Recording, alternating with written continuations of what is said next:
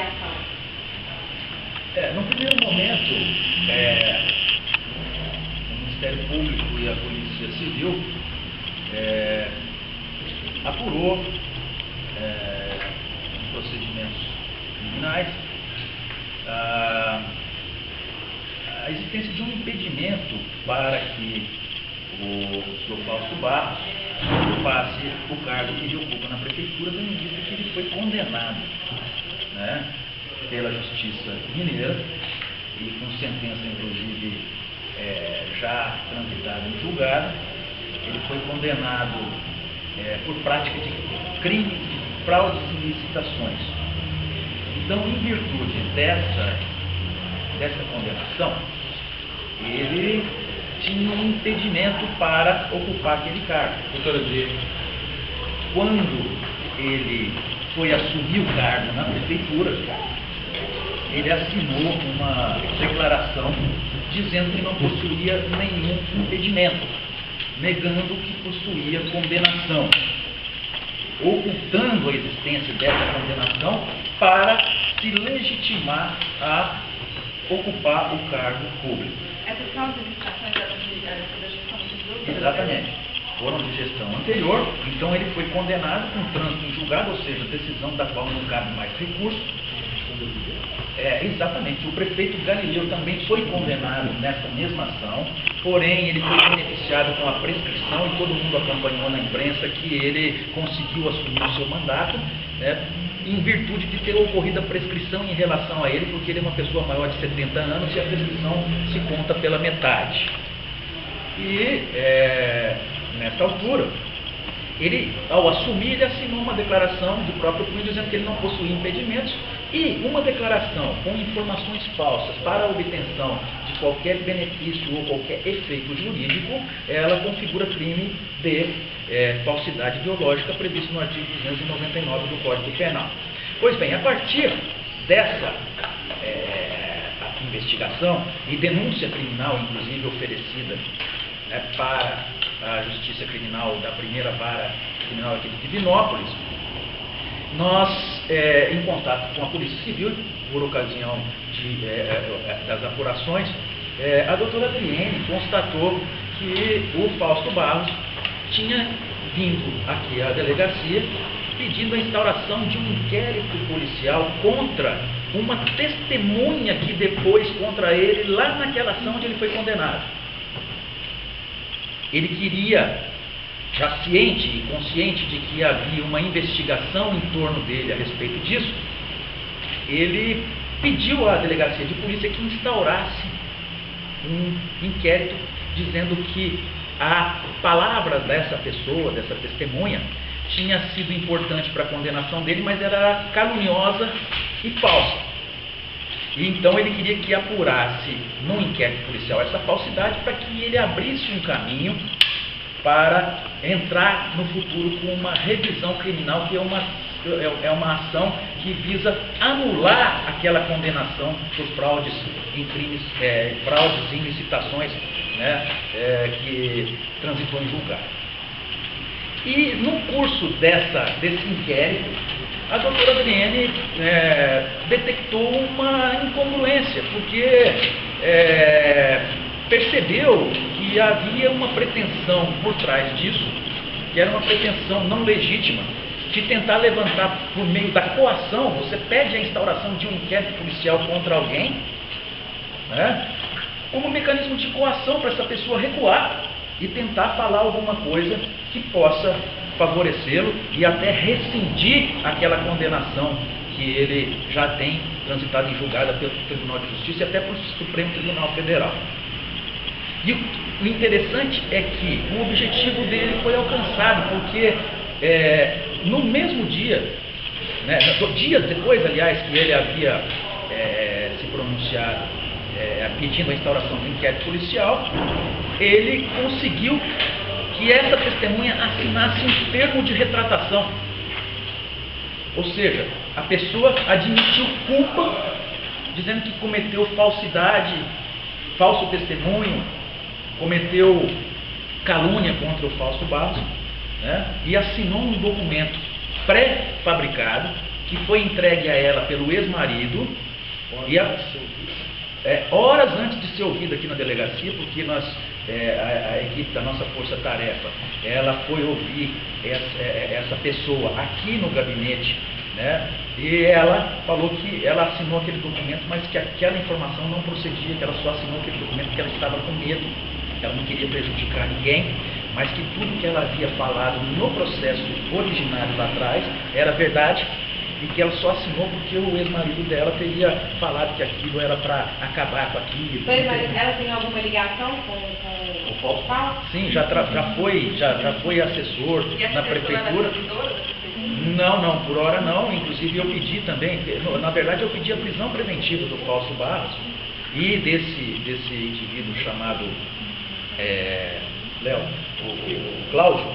O Cláudio, porque ele foi o emissário, ele que levou, o Cláudio, que levou o documento para essa testemunha assinar. Esse Cláudio que é o ex-marido. O ex-marido procurou a esposa, sabia que ela ia prestar um depoimento aqui na delegacia na parte da tarde, procurou a esposa, levando um documento já nas mãos dela, pré-fabricado, que ela não sabe quem produziu aquele texto, e convencido pelo marido e com receio das consequências da investigação que foi instaurada aqui para apurar mentira que ela teria dito e o que não foi, na verdade, o que aconteceu, ela assinou aquele documento. E esse indivíduo levou esse documento imediatamente para as mãos do Fausto Barros, que instantes depois, o Cláudio levou o documento já assinado para o Fausto Barros, e o Fausto Barros ligou posteriormente, e tudo isso documentado, né? Porque ela forneceu o telefone celular dela para a perícia espontaneamente, e nesse telefone celular constou uma ligação, inclusive, do Fausto Barros, instantes depois que ela havia assinado o documento, digamos assim, agradecendo a ela pelo bem que teria feito ao isentá-lo de responsabilidade nessa ação. Foi a semana passada. Terça-feira. A semana passada. Hoje fazendo uma semana. E nós, então, eu mais o doutor Leonardo, mais a doutora Adriene, né? E nós levamos adiante, nós viemos aqui juntos, ouvimos essa moça, e quando então ela nos revelou tudo, ela falou, olha, o que eu assinei não procede, eu assinei porque eu estava com receio, porque se trata de uma pessoa poderosa, se trata de uma pessoa que tem condições de constituir bons advogados, e eu que vai arrebentar para cima de mim, que sou a mais fraca nessa relação, porque daí vai acabar que eu tenho que pagar a indenização por danos morais, né? Mas o que eu falei no processo principal foi tudo verdade, não falei nada mentira, eu só assinei esse termo de retratação, esse recuo, essa confissão de crime de falso testemunho, sob pressão, com medo das consequências do inquérito. Inclusive, ela disse que o próprio marido, ex-marido, ela teria dito a ela que a partir do momento em que ela assinasse aquele termo de retratação, aquilo representaria um ambiente de pacificação, né? Quando então ela disse para assim, mas quem quer pacificar a situação vai pedir a instauração de um inquérito policial contra mim como mecanismo de pressão?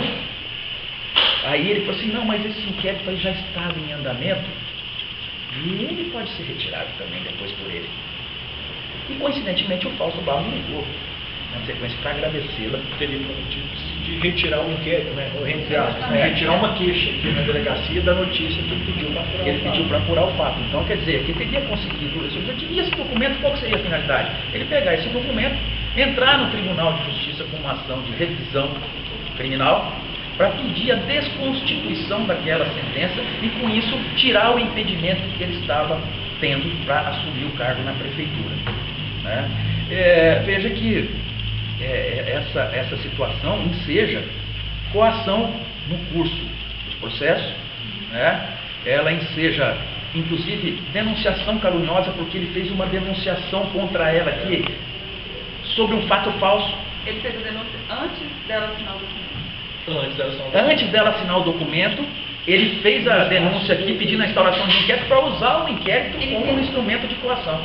Mas ele teria denunciado ela pelo qual crime? Calúnia, Ah, dizendo que quando ela prestou depoimento no processo em que ele foi condenado, que ela teria mentido e que teria levantado falso testemunho e isso teria prejudicado ele. Mas eu quero deixar muito claro que a condenação do senhor Fausto Barros, que foi o mesmo processo em que o prefeito Galileu foi condenado, mas com relação ao prefeito está prescrito, né, foi sentenciado pelo Dr. Mauro Biugi, da segunda vara criminal, baseado em provas materiais, documentais e testemunhais, não foi a prova testemunhal exclusivamente. Então o que nos pareceu, e pareceu num primeiro momento já, para a doutora Adriane, quando ela recebeu aquele pedido de instauração de inquérito formulado pelo senhor Fausto Barros, né, que ele estava pretendendo usar a polícia judiciária para produzir prova em favor dele mediante coação, para obter a rescisão da condenação dele lá, para tirar o impedimento para ele assumir o cargo. Então,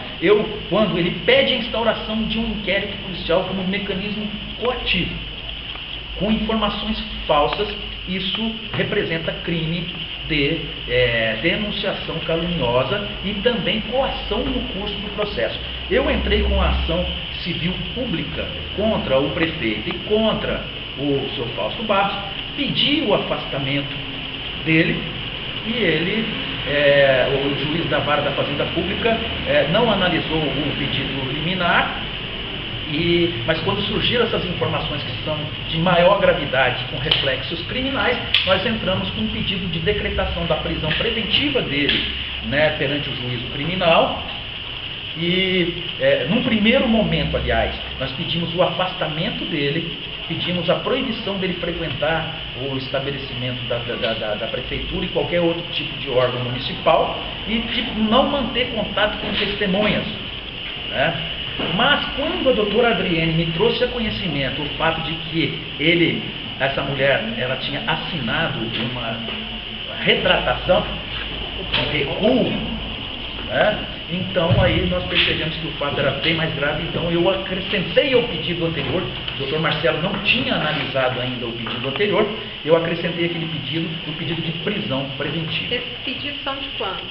Esses pedidos são semana passada. E foram Também. decretadas as prisões preventivas? A prisão preventiva o Dr. Marcelo não decretou, que ele entendeu que seria suficiente a determinação do afastamento. Nós fizemos a busca e apreensão no gabinete dele, hoje, busca e apreensão na residência dele, né? E na residência dele foram encontrados, além de R$29 mil em dinheiro, foi encontrada uma arma de fogo, e por isso ele foi conduzido preso em flagrante por posse de arma de fogo, porque ele possui ela sem qualquer tipo de Ele foi regularização. encaminhado agora? Ele está detido, está preso em flagrante por posse ilegal de arma.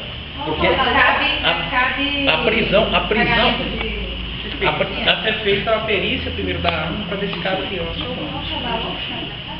R$29 mil. E no bolso dele, cerca de R$2.100 em dinheiro, né? E um cheque de R$2.000. Caso entenda que cabe, né, a fiança, qual que é o valor da fiança? Não, aí tudo vai ser deliberado pelo doutor, Tem um limite? pela doutora, né, que está conduzindo, presidindo o Limite inquérito. chega a mais de R$3 milhões. Vai de um salário mínimo até R$3 milhões. É o delegado que está de plantão que verifica as circunstâncias e a... Mas ainda não há informações sobre o cabimento dessa prisão, dessa Foi dinheiro e fiança. cheque? Por enquanto ele está detido.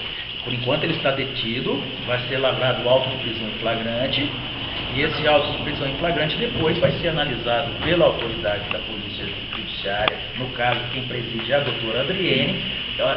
Aliás, hoje é o plantonista, Hoje é né? o plantonista. O delegado de plantão, doutor Marco Antônio, ele vai analisar o cabimento ou não. Nós estamos avaliando aqui do ponto de vista da reincidência dele, ele já foi condenado anteriormente. Nós vamos avaliar aqui se há algum elemento que nos permita a não concessão da fiança, mas é lógico que se é cabível, se ela couber, é um direito dele e ela será arbitrada, respeitada a condição econômica dele naturalmente, e, portanto, se cabível e quitada, ele poderá ser liberado. Ele não, ele teve busca e apreensão também decretada na residência dele. Os mandados de busca e apreensão, né? 5 mandados de busca e apreensão. Chegaram a apreender algum computador, documento, celular? Vários. Teve cheque também? Cheque apreendido E esse cheque no bolso dele. nominal? Não. É um cheque que a gente vai procurar a origem, né? Por que o cheque estava com ele, o dinheiro em espécie, né? Cerca de R$2.000 que estavam no bolso dele, todo em notas, né? De 50, de 20 e de 10. Né? E nós perguntamos a ele por que razão ele tinha aquele dinheiro no bolso. Ele disse que ele não deixa o dinheiro em banco, porque ele carrega o dinheiro para as despesas pessoais dele.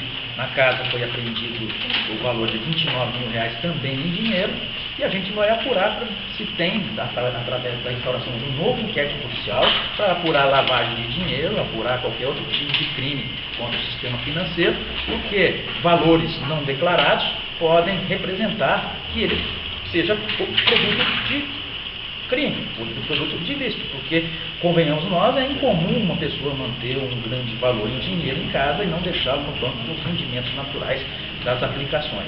Doutor Gilberto, mesmo que tenha acatado agora o afastamento dele, o Galileu continua respondendo na ação que foi... O prefeito, veja só, eu estou encaminhando, porque quando o prefeito contrata alguém que tem impedimento, ele comete crime de responsabilidade. Mas como o prefeito tem o chamado e tão falado foro privilegiado, o prefeito responde criminalmente perante o Tribunal de Justiça, nós estamos encaminhando essa documentação para a análise do Procurador-Geral de Justiça, para que, verificando que ele realmente teria cometido crime de responsabilidade, denunciá-lo lá perante o tribunal para que ele responda por isso. Independentemente disso, ele vai responder a uma ação civil pública que foi movida por mim também a semana passada, né, pela nomeação de uma pessoa que ostentava condenação criminal por fraudes em licitações. Eu penso, sinceramente, que chega a ser bizarro e inexplicável que alguém que ocupe um cargo de braço direito dentro da administração municipal, chefe de gabinete, seja uma pessoa com condenação criminal exatamente por fraudes em licitações e que, portanto, tem acesso a toda a estrutura do poder público municipal para prosseguir fazendo coisas ilícitas nessa área. Ele tem acesso a todos os procedimentos licitatórios, tem participação em todos os procedimentos licitatórios, então me parece aberrante até a atitude de quem nomeia uma pessoa com esse tipo de antecedente para ocupar um cargo tão relevante na administração pública. Ele então vai responder por improbidade. Improbidade administrativa na área civil, na área da fazenda, na vara da fazenda pública, né, ação de natureza civil, de improbidade administrativa por haver nomeado alguém que tinha impedimento por condenação criminal, sem prejuízo. Juntamente com o próprio Fausto. É na ação que o senhor já A ação civil pública ela é contra o Fausto e contra o prefeito. O prefeito por ter nomeado, né, e o Fausto por ter assinado uma declaração mentindo a condição dele de condenado pela justiça. Né. E na primeira vara criminal tem uma ação penal contra o Fausto por falsidade ideológica, porque ele assinou um documento com informação falsa, né. E um inquérito sob a presidência da doutora Adriene por coação no curso do processo e denunciação caluniosa. E hoje, em virtude da prisão pela posse da arma, a prisão em flagrante, né? Por isso, se couber a fiança, ele será liberado posteriormente. E também nós vamos apurar a origem desse dinheiro, né, por qual razão esse dinheiro estava armazenado em casa, a origem dele, lógico, se for lícita, né, se for compatível com a capacidade financeira dele, né, o dinheiro será restituído, mas caso não se comprove a licitude da origem desse dinheiro, nós apuraremos também em um outro inquérito policial, né, eventual tipo de prática criminosa também. Então, essa condenação dele foi quando? Foi em 2014, transitou em julgado agora em 2016, A condenação foi em 2014, mas o ato, que ele foi já do governo, foi anterior, foi em Foi na administração anterior. Do prefeito Galileu. Entendeu? E qual a licitação que era? Agora, De obra? assim, os números das licitações... Não, fala, A da de administração obra, É, qual tipo de obra ela, que era? ela não é uma... Não me recordo aqui os números, né, e as hipóteses concretas, Como a né? doutora Adriana deu sentença, talvez ela tenha... Ela tem esse elemento. Agora, é importante deixar claro também que esta é uma força-tarefa, né, que tem a parceria e a união do Ministério Público e a Polícia Judiciária, que vai prosseguir em caráter permanente, né, para apurar outras situações que podem ensejar ilícito também, tanto na administração municipal como também na Câmara Municipal. Doutor, a gente está aqui no estado da Adriane a respeito do que o Fausto Barros falou. Nesse coletivo agora, nesse momento que ele está envolvido em cartório, ele nega qualquer tipo de coação ou qualquer oferecimento de vantagem para a obtenção da assinatura no documento. Apesar de confirmar que procurou as pessoas envolvidas, mas o documento foi assinado espontaneamente. Doutor, mas o que vai acontecer daqui para frente, então? O que ainda falta esclarecer? A doutora Adriana pode falar. Na verdade, a doutora Tem Adriana... muitas imagens do senhor também falando, Na né? verdade, nós temos aí, né, dentro dessa força-tarefa, né, juntamente com o Ministério Público, né, que nós constituímos, nós temos, na verdade, outras investigações também em andamento, que eu posso falar para vocês. Nós teremos outras etapas, outras fases também dessa força-tarefa que foi constituída entre a Polícia Civil de Minas Gerais e o Ministério Público. Por hora, na verdade, é o seguinte... Né, tem-se a ação penal, o juiz da primeira vara que não recebeu a denúncia em desfavor, né, o Fausto Barroso era tratado como denunciado perante a primeira vara criminal, né, réu, né, ou seja, por falsidade ideológica, afastado de suas funções, não podendo sequer adentrar no prédio da prefeitura ou ter contato com pessoas ligadas à administração municipal. Temos conosco aqui dentro da delegacia regional um inquérito, na verdade, que está apurando a denunciação caluniosa e a coação no curso do inquérito. E teríamos certamente um desdobramento aí, em razão dos documentos que foram arrecadados na data de hoje, equipamentos eletrônicos, dinheiro também, pendrive, entendeu? E inúmeros outros. O que chamou a atenção da Polícia Civil, na verdade, foi a solicitação dele, né, por instaurar um inquérito policial e depois, inclusive, ficou monitorando na delegacia, né? Peraí, como é que está o meu inquérito? Está andando? O que já aconteceu? Aí depois nós, né, diante de um diálogo, né, dessa parceria, dessa força-tarefa montada no Ministério Público, nós fizemos o link entre a denúncia do Dr. Gilberto e o inquérito que ele estava monitorando aqui conosco. Inclusive, ele chegou a vir na delegacia por algumas vezes, querendo saber, como é que está o meu inquérito, o que está acontecendo, né? Então, aí que nós fizemos o link, né, entre as duas situações, né, entre a falsidade ideológica, o procedimento que já existia no Ministério Público, e o procedimento que ele também já havia solicitado a instauração, né, aqui na delegacia regional. Vamos gravar então. Enquanto eles está aguardando essa questão se cabe ou não Fiança.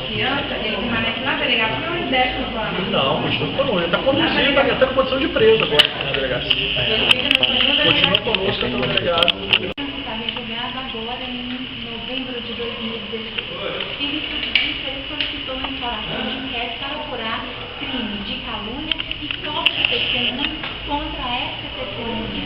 A polícia civil tem visto de um crime nessa instalação de inquérito cometido por ele? Nós vimos uma possível coação, porque essa testemunha que esteve deu outra versão do caso.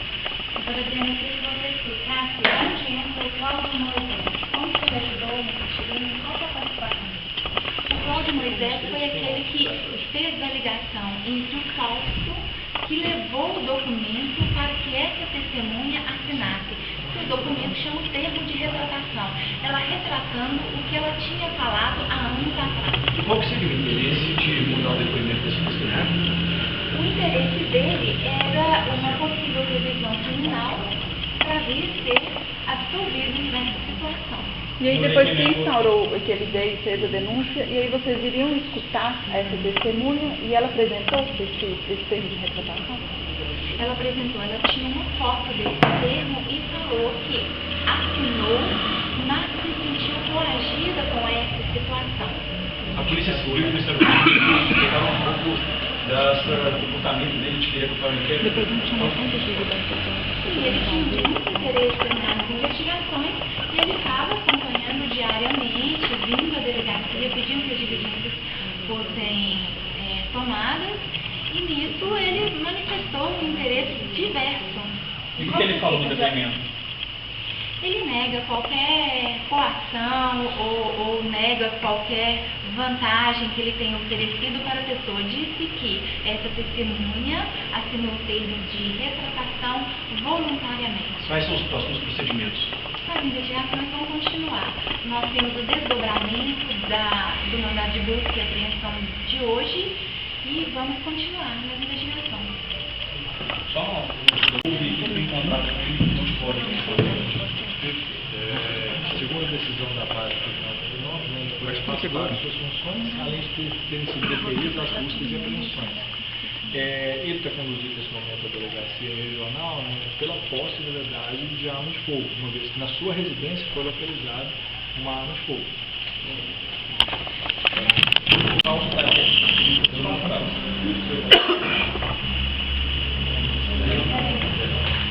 De que o Fausto Barros estaria tentando manipular o resultado do julgamento, o documento de testemunha? A impressão que se teve, porque ele foi condenado por crimes de fraudes a licitações na gestão anterior do prefeito Galileu.